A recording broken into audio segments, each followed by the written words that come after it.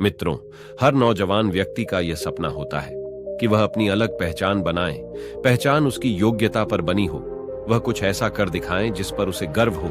कुछ ऐसा ही सोचना था एक व्यापारी के बेटे का।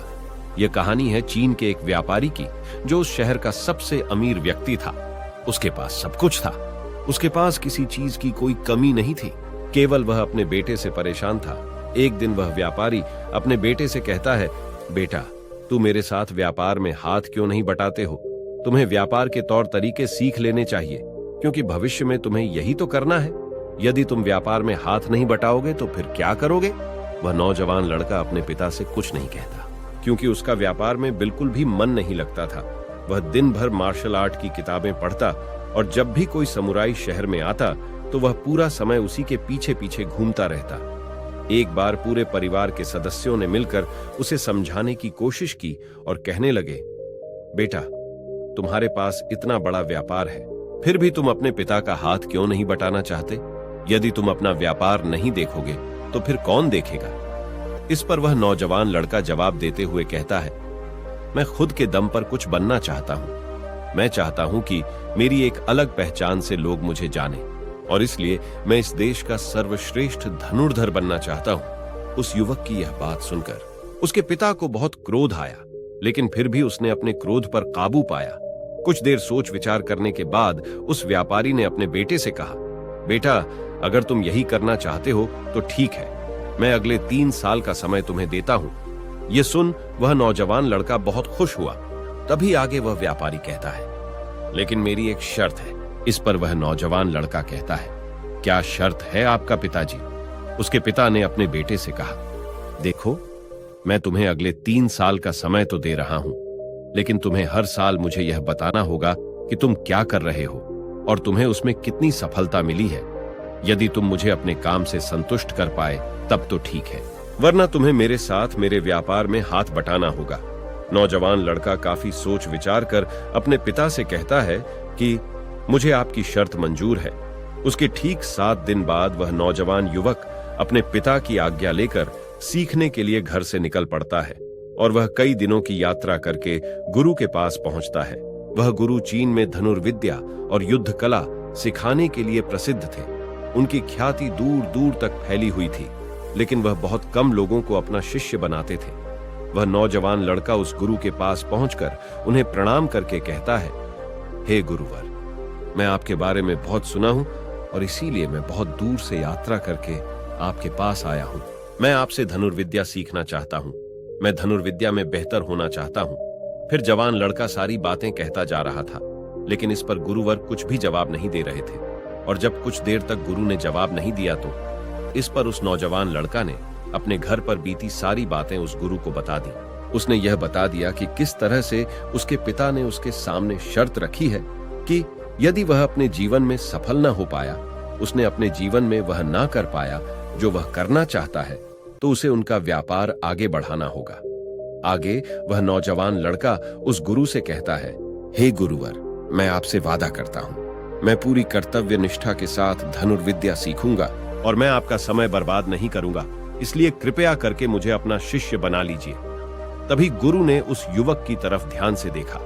उन्होंने देखा कि वह अपने साथ काफी सामान भी लेकर आया था, और उसके साथ उसके 2 सहायक भी आए हुए थे। तभी गुरु ने कहा, सबसे पहले यदि तुम धनुर्विद्या सीखना चाहते हो तो तुम्हें इन चीजों को छोड़ना होगा, इन चीजों का त्याग करना होगा। इसलिए इन कीमती सामानों को वापस अपने घर भेज दो। उस नौजवान युवक ने गुरु की आज्ञा का पालन किया। उसने सारा सामान अपने सहायकों के हाथों वापस घर की ओर भेज दिया। आगे गुरुवर उस नौजवान युवक से कहते हैं, देखो, यदि तुम धनुर्विद्या सीखना चाहते हो तो तुम्हें 2 शर्तें माननी होगी। इस पर वह नौजवान युवक कहता है, गुरुवर, आप जैसा भी कहे, मैं सब करने के लिए तैयार हूं, लेकिन मुझे अपना शिष्य बना लीजिए। तभी गुरुवर उस युवक को पहली शर्त बताते हुए कहते हैं, तुम्हें यहां पर सामान्य लोगों की तरह ही अपना जीवन बिताना होगा और सारे कार्य तुम्हें खुद ही करने होंगे। इस पर नौजवान युवक कहता है, जी गुरुवर, जैसा आप कहें। आगे गुरुवर उस नौजवान युवक को दूसरी शर्त बताते हुए कहते हैं, यदि एक बार तुम्हें धनुर्विद्या की शिक्षा को ग्रहण करना शुरू कर दिया तो तुम्हें उसे पूरा करना ही होगा। तुम इसे बीच में छोड़कर नहीं जा सकते। इस पर वह नौजवान युवक कहता है, ठीक है, आप जैसा कहें, मुझे सब मंजूर है। तब गुरुवर ने उस नौजवान को अपना शिष्य बना लिया। लेकिन वह नौजवान ये नहीं जानता था कि उनके सिखाने का तरीका बहुत अलग था। एक दिन गुरुवर ने उस नौजवान युवक को अपने पास बुलाया और कहने लगे, बेटा, जैसे तुम उठते बैठते हो, चलते फिरते हो, जैसे तुम सांस लेते हो, वैसे ही तुम निशाना भी लगाते हो। इसलिए सबसे पहले तुम्हें सचेत होना होगा। तुम्हें जानना होगा कि तुम क्या कर रहे हो, तुम किस अवस्था में हो।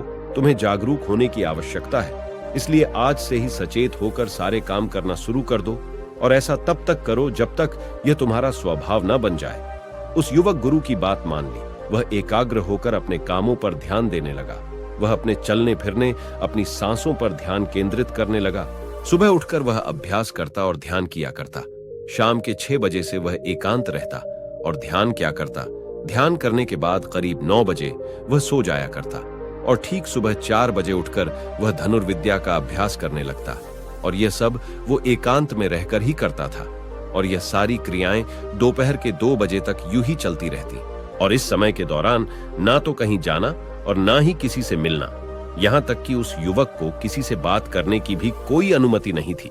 और बचे हुए 4 घंटे अर्थात दोपहर के 2 से शाम के 6 बजे तक वह बाकी सभी शिष्यों के साथ मिलकर आश्रम की देखरेख करता। और वह नौजवान युवक अब तक पूरा मन लगाकर सीखने की कोशिश कर रहा था। लेकिन जैसे जैसे समय बीतता जा रहा था, उस नौजवान युवक का जोश ठंडा पड़ रहा था। अब उसके लिए उस आश्रम में एक एक पल बिताना बहुत मुश्किल हो रहा था। अब उस नौजवान युवक ने अपने गुरु की बातों को अनदेखा करना शुरू कर दिया था। वह उन सभी नियमों को तोड़कर अपने सभी दोस्तों के साथ मिलकर गप्पे लड़ाने लगा था। वो उन्हें अपने व्यापार की बातें बताता, उसके पास क्या कुछ है। और उस नौजवान युवक को इतना अमीर पाकर कई लोग उसके मित्र भी बन चुके थे, क्योंकि वह सोचते थे कि यह तो अमीर व्यापारी का बेटा है, कभी ना कभी तो भविष्य में कोई ना कोई फायदा अवश्य मिलेगा। देखते ही देखते उस नौजवान युवक और बाकी लोगों की दोस्ती और भी गहरी होती जा रही थी। बेटा, मैं जानता हूं कि तुम रात को आश्रम में नहीं रहते हो और ना ही तुम एकांत में रहकर अभ्यास कर रहे हो। मैंने तुमसे पहले ही कहा था, यदि तुमने एक बार धनुर्विद्या की शिक्षा को आरंभ कर लिया तो तुम्हें इसे पूरा करना ही होगा। और तो और, तुमने मुझसे वादा किया था कि तुम पूरी कर्तव्य निष्ठा के साथ धनुर्विद्या की शिक्षा को ग्रहण करोगे और मेरा समय पर व्यर्थ नहीं करोगे। और यदि तुम ऐसा ही करते रहे तो 1 साल बाद जब तुम्हारे पिता तुमसे पूछेंगे कि तुमने इस 1 साल में क्या किया, तुमने उसमें कितनी उन्नति की, तो तुम उन्हें क्या जवाब दोगे? उस वक्त उन्हें क्या मुंह दिखाओगे? इस पर वह नौजवान लड़का कहता है, हे गुरुवर, आप सत्य कहते हैं। जब मैंने शुरू किया था तो मेरे अंदर उत्साह था, मेरे अंदर धनुर्विद्या सीखने की जिज्ञासा थी। लेकिन तब मैं यह नहीं जानता था कि मुझे अकेले रहकर अभ्यास करना होगा। एकांत रहकर मैं थक चुका हूं और यह मुझे बहुत कठिन लगता है। मेरा एक एक पल जैसे मुझे काटने को दौड़ता है। जब भी मैं ध्यान करने बैठता हूं तो मेरा मन यहां वहां भागता रहता है और मैं ध्यान नहीं कर पाता। और इसी कारण मेरी चिंता और भी बढ़ जाती है। मुझे समझ नहीं आता है कि यदि मैं ध्यान नहीं कर पाऊंगा तो मैं अपने अभ्यास को पूरा कैसे करूंगा। और साथ ही जब मैं एकांत में रहता हूं तब भी मेरे मन में तरह तरह के विचार चलते रहते हैं। मैं इससे पीछा छुड़ाना चाहता हूं, लेकिन मैं इससे पीछा छुड़ा नहीं पाता। इस पर गुरुवर मुस्कुराने लगे और उस लड़के से कहते हैं, बेटा, जिस अकेलेपन से तुम भागने का प्रयास कर रहे हो, इस अकेलेपन में बहुत ताकत होती है। इसे तुम्हें समझना चाहिए। किंतु फिर भी यदि तुम इस अभ्यास को बीच में छोड़कर जाना चाहते हो तो मैं तुम्हें नहीं रोकूंगा।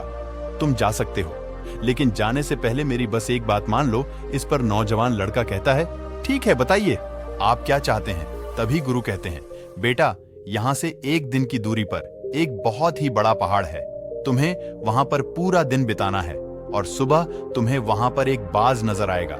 उस बाज की हरकतों पर तुम्हें ध्यान देना है। ध्यान रखना उसका तुम्हें शिकार नहीं करना, बल्कि उसकी हरकतों पर तुम्हें ध्यान देना है। वह क्या कर रहा है, क्यों कर रहा है, उसे ध्यान से देखना है।